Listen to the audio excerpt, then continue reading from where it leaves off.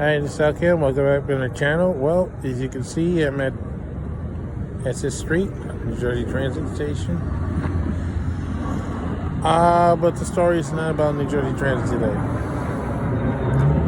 Basically, I took a trip down to Manhattan recently and rode the Grand Central Times Square shuttle that was recently renovated. And I noticed there was no conductor in the middle of the train. So I went to investigate why. I mean, a lot of people were taking videos of this, the return of the shuttle. Backfire. And noticed the same thing, no conductor.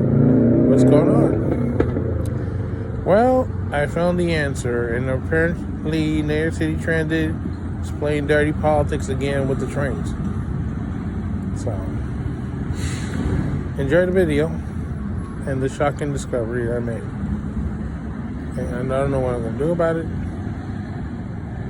We'll see.